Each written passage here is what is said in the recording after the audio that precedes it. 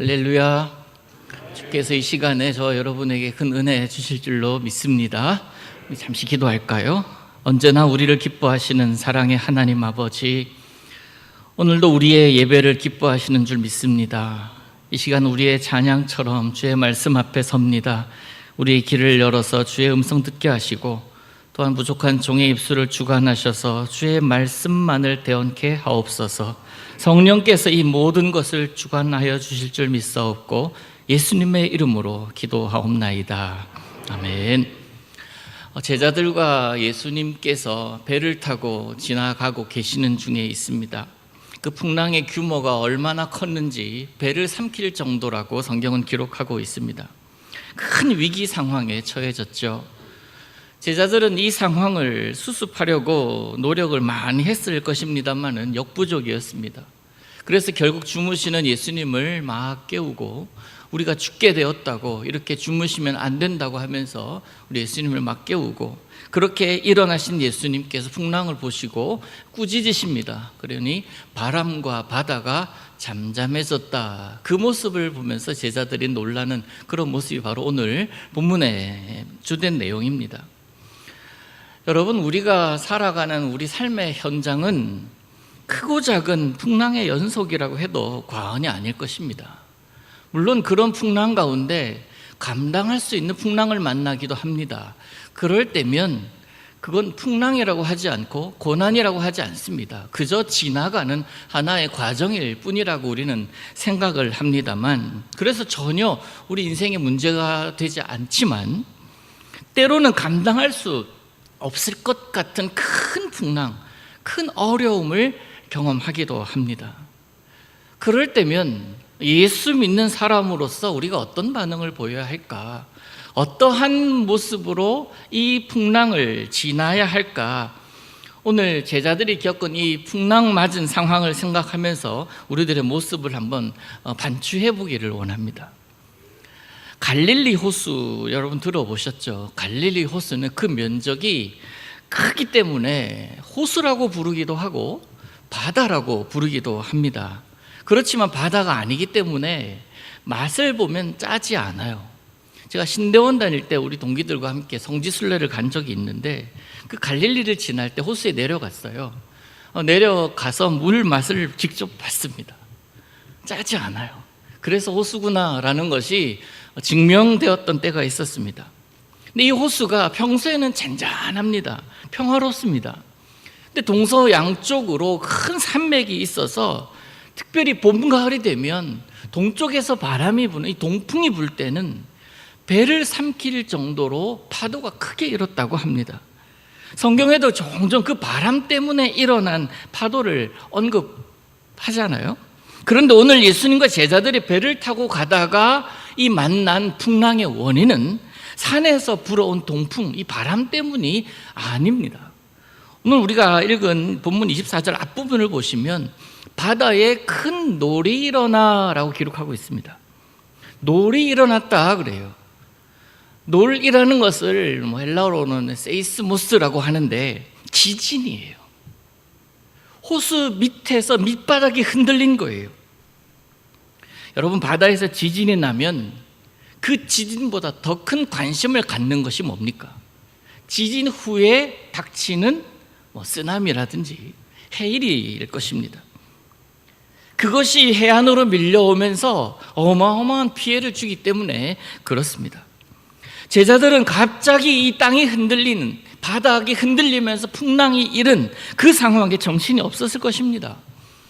여러분도 아시다시피 제자들은요, 그 중에는 갈릴리 호수에서 어부로 평생을 살던 사람들이 있었지 않습니까? 그래서 이 갈릴리 호수라면 일가견 있는 사람들이 있기 때문에 그들이 먼저 이 배를 중심을 잡으려고 노력을 했을 것입니다.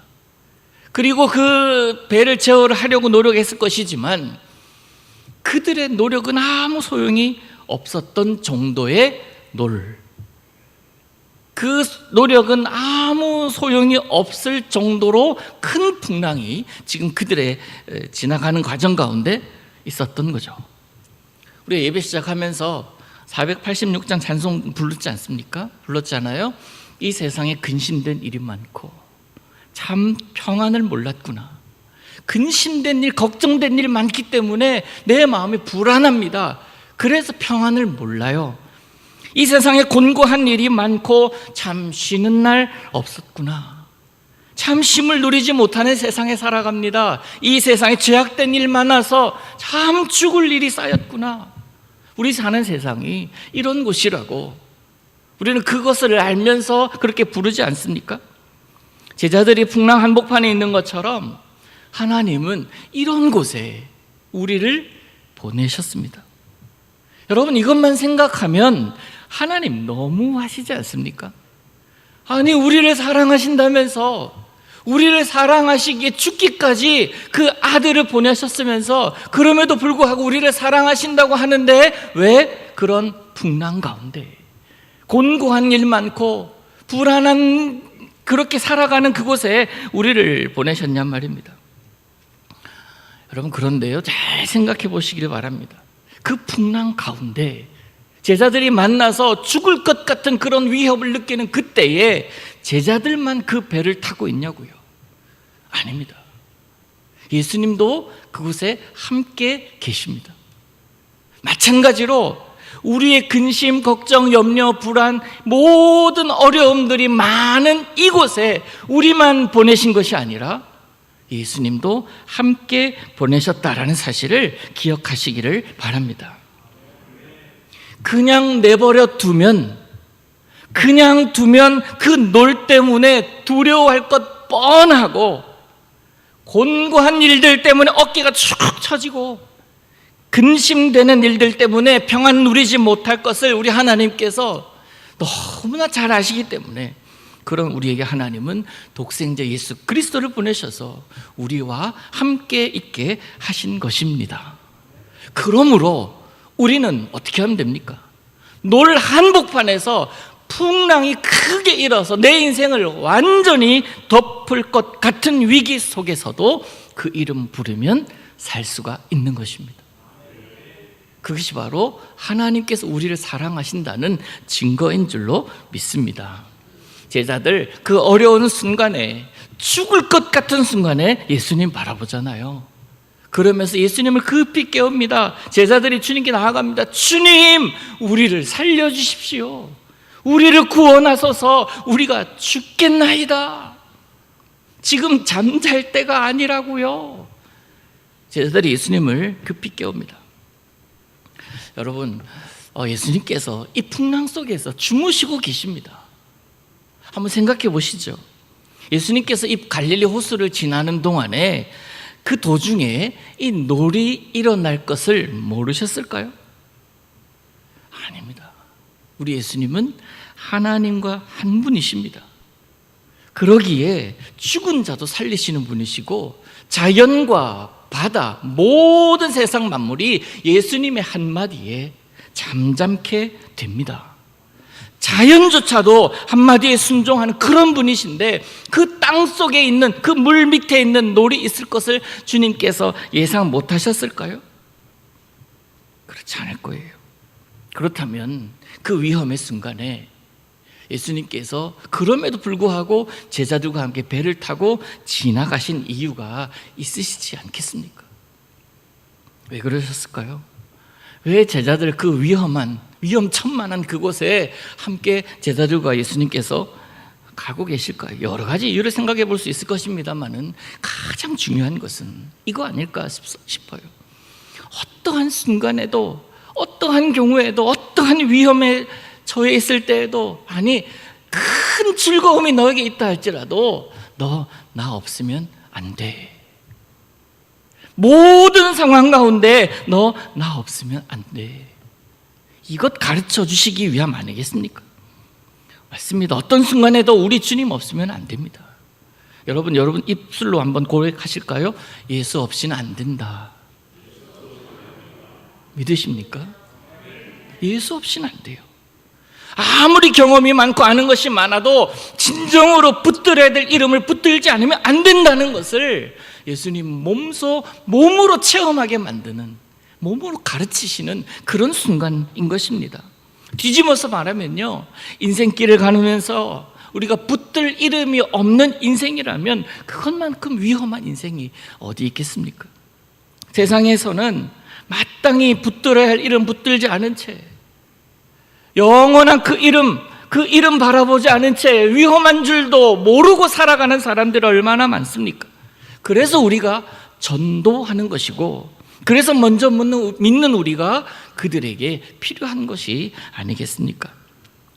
사랑하는 성도 여러분, 예수님은 우리 인생에 있어서 선택사항이 아닙니다. 반드시 우리가 붙들어야 할 이름이고 다시 오실 때까지 붙들어야 될 이름임을 잊지 마시기를 축복합니다. 우리 중 그 누구도 고난 없는 인생은 없습니다. 마음에 어려움 없는 인생도 없고요, 걱정 근심 없이 살아가는 사람이 어디 있겠습니까? 우리가 그 이름을 온전히 의지할 때 질병의 문제, 관계의 문제가 해결이 됩니다. 가정의 문제, 직장의 문제가 완전히 회복이 돼요. 즉 내가 가지고 있는 내 일상 속에서의 모든 문제가 예수의 이름으로 인해 해결됨을 믿으시기를 바랍니다. 그런가 하면 또 하나 생각해 볼 것이 있는데요, 이 풍랑 만난 제자들은 모든 것을 버리고 예수님을 따라 나선 자들 아닙니까?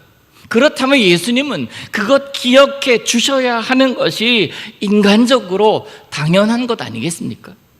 그런데 그런 귀한 자들이 왜 풍랑을 만나야 하고 심지어 죽음의 위기까지도 경험해야 했겠습니까? 우리가 살아가면서 또한 성경을 볼 때에도요, 왜? 라는 질문을 참 많이 합니다. 살아가면서 어찌하여 이런 일이 우리에게 일어나나? 예수 잘 믿는다고 했는데, 교회 다닌다고 했는데, 잘 섬긴다고 했는데 왜 내게 이런 어려움이 닥치나? 이런 생각을 우리는 종종 하곤 합니다. 끊어지질 않아요. 그러면서 심지어 하나님이 살아계시다면 어떻게 이런 일이 일어나는 걸까? 라는 생각을 하곤 합니다. 그런데 오늘 본문을 보면요, 예수님은 분명히 제자들은 이런 생각을 했을 거거든요. 어떻게 예수님이 계신데 이런 일이 일어나냐고요. 예수님은 이런 제자들의 마음의 질문에는 관심이 없어 보이십니다. 그러면서 예수님은 오히려 제자들에게 부족한 것을 말씀하십니다. 그 부족한 것 뭐예요? 이 믿음이 적은 자들아, 왜 무서워하냐? 풍랑 보면서 당연히 무서워하는 것 아닙니까? 제자들뿐만 아니라 우리 사람들도 마찬가지예요. 여러분, 제자들은 그 중에 어부들이 있었잖아요. 이 어부들 가운데도 풍랑을 이전에 만났던 사람이 분명히 있을 겁니다. 풍랑의 위험이 얼마나 큰지를 이미 알고 경험했던 자였기 때문에 그들은 무서워할 수밖에 없습니다. 경험했기 때문에 그래요. 그런데 예수님은 그 경험조차도 내려놓게 하십니다. 믿음을 얘기를 하세요. 믿음이 있으면 그 경험도 없어진다고요. 아무 의미가 없는 것이라고. 그것을 지금 가르치고 있는데요, 여러분, 믿음 하는데 도대체 믿음이 뭘까요? 우리 예수 믿는 사람들 아닙니까? 예수를 믿는다고 하는데 믿음이 도대체 뭔지는 알고 믿어야 되잖아요. 예수를 믿지 않았을 때와는 뭔가 달라진 것이 있어야 하지 않겠습니까? 당연합니다. 예수님을 믿을 때 나타나는 현상이 있습니다. 경험을 아까 말씀드렸잖아요. 경험이 중요했던 사람이, 그래서 내 머릿속에 가치관이 중요했던 사람이 예수 믿은 이후에 바뀝니다. 제가 초등학교 때 4학년 때 있었던 일입니다. 미술 시간에 그 붓글씨를 쓰잖아요. 미술 시간에 서예를 하지 않습니까? 자기 집에 가훈을 써서 오라는 선생님의 그 숙제가 있었는데, 아무리 써도 저는 그림이었어요. 글씨를 썼는데 그림이 그려지는 거예요. 정말 못했습니다. 근데 아버지는 그래도 좀 그 붓글씨를 좀 하셨거든요. 그래서 숙제로 고민을 하고 있는 저를 보시더니 잡아봐. 제가 잡았어요. 아버지가 손을 잡았어요. 손을 잡고 쓰니까 제가 쓴 것이지만 아버지 솜씨가 나오는 거예요. 내가 힘을 주고 있으면 아버지 솜씨가 나옵니까? 그렇지 않거든요. 힘을 빼는 것이 아버지의 실력이 나오게끔. 제가 4학년 때 반에서 상을 받았습니다. 힘 뺐더니 아버지 솜씨가 나온 거예요. 맞아요. 예수 믿는다는 것, 내 힘 빼는 겁니다. 이전에 나에게는 나만의 가치관이 있고 생각이 있고 계산이 있어서 그렇게 해왔고 살아왔는데 예수님을 만난 후에는 그것이 사라지게 되는 겁니다. 내 부족함이 느껴지고 깨닫게 되고 내 생각이 옳다라는 것을 주장하는 것이 얼마나 이기적이고 세상적인 것인지를 깨닫게 되는 거죠. 그러면서 뭐라고 고백합니까? 주님, 저는 죄인입니다.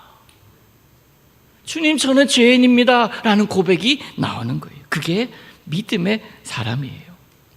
성경에 나오는 두 사람을 여러분 소개해 볼게요.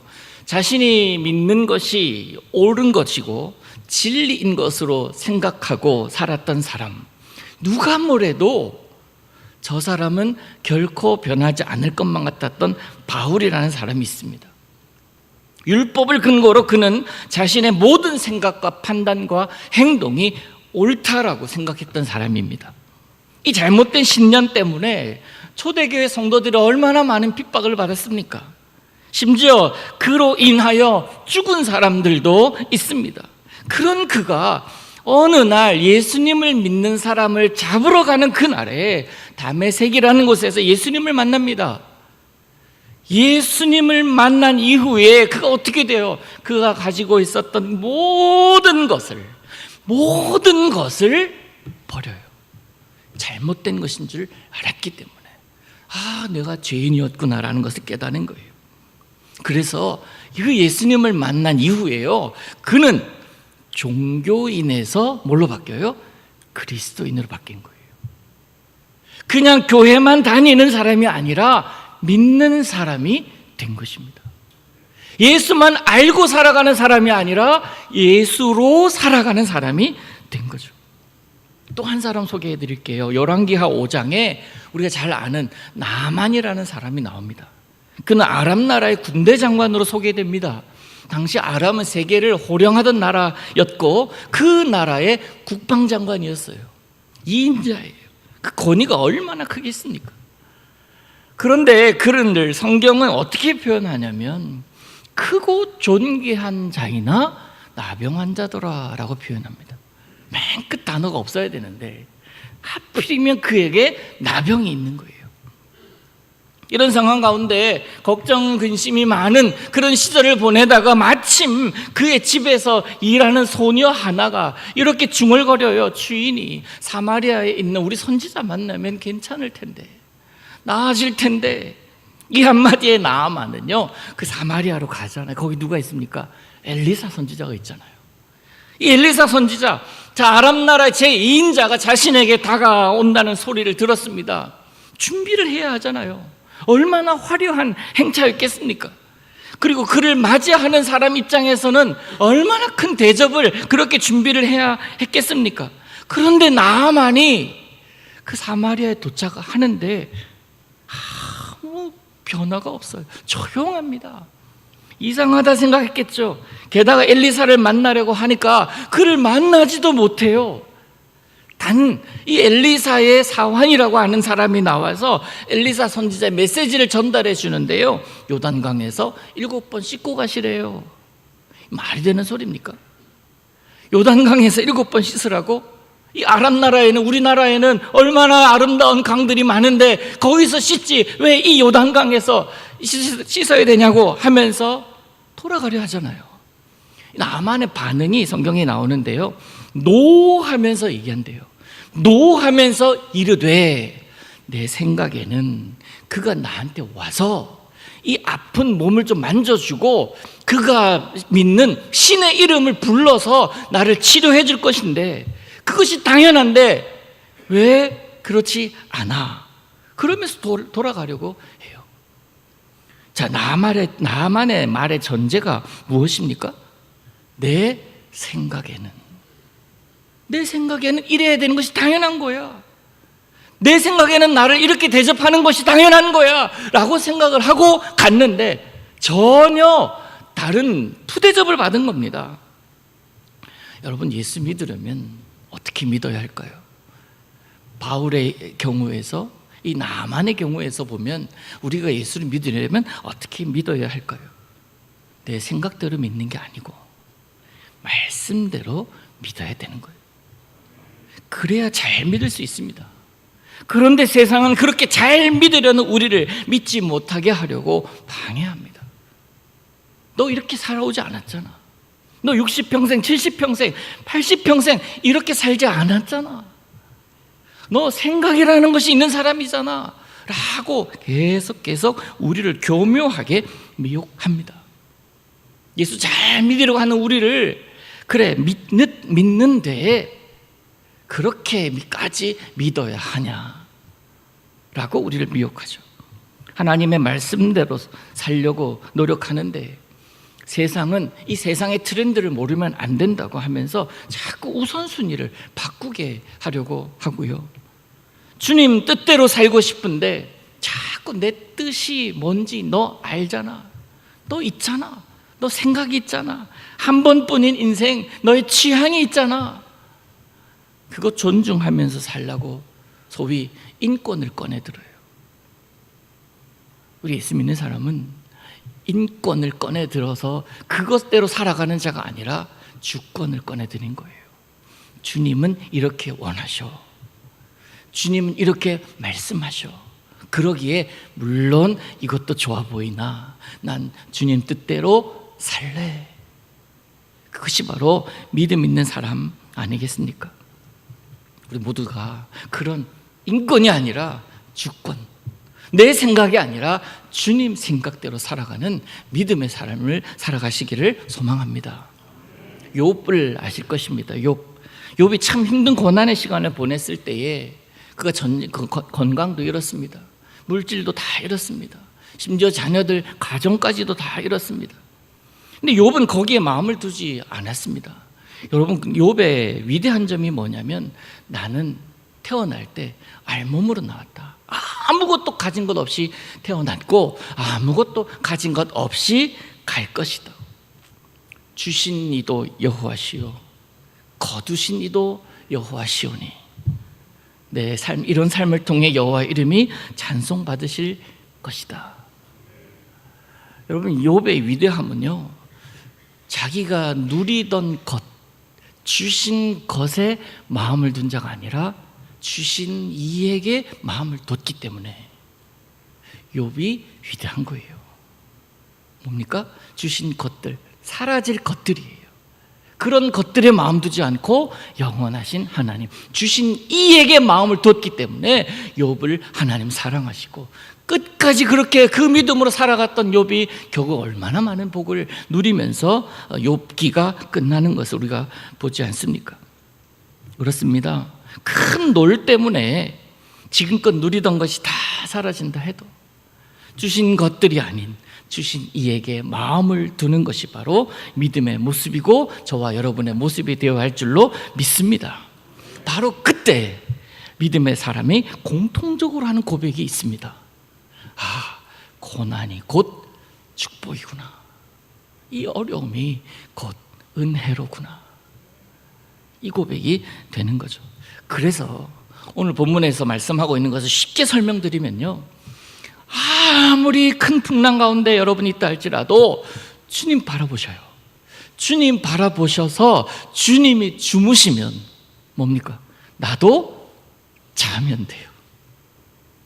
주님께서 아골골짝 빈들 향해 저기가 우리 목표다 가자라고 한다면 신발 신으면 됩니다.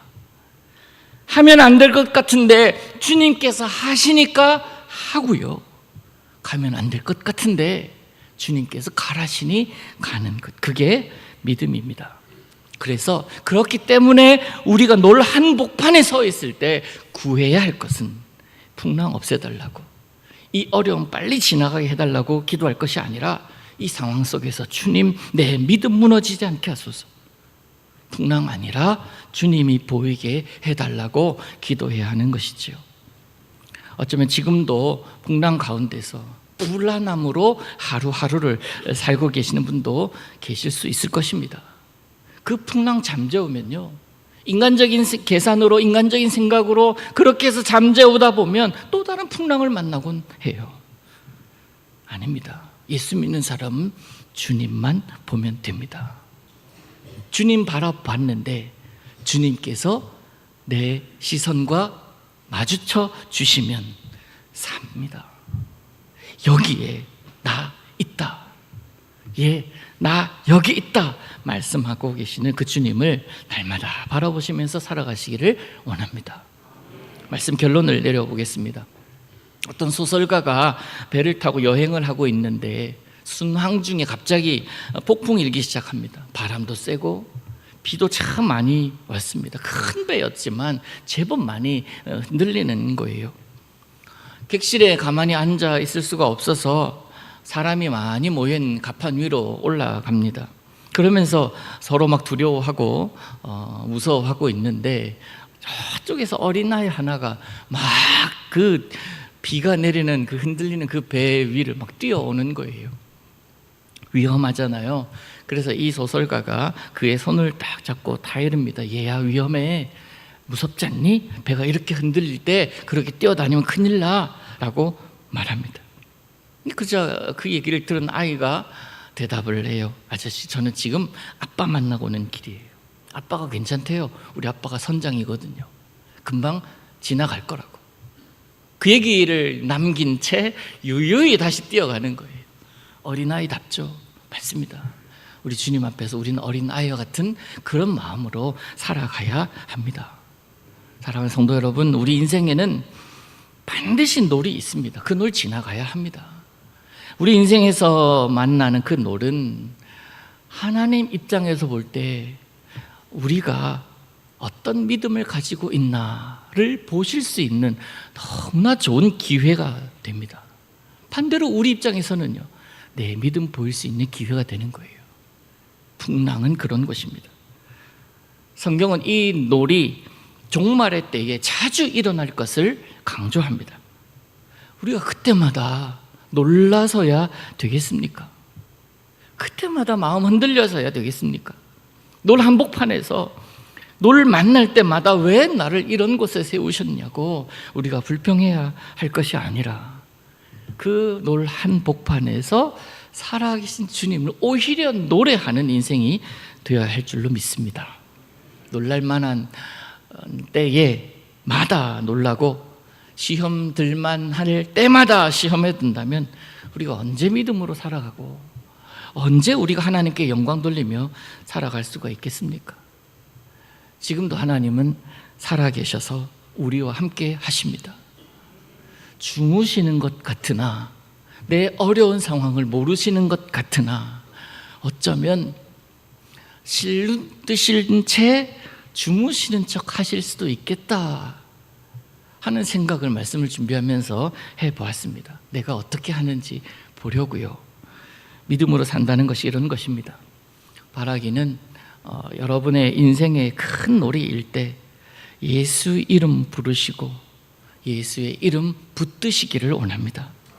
그 놀 한복판에 우리 주님 계십니다.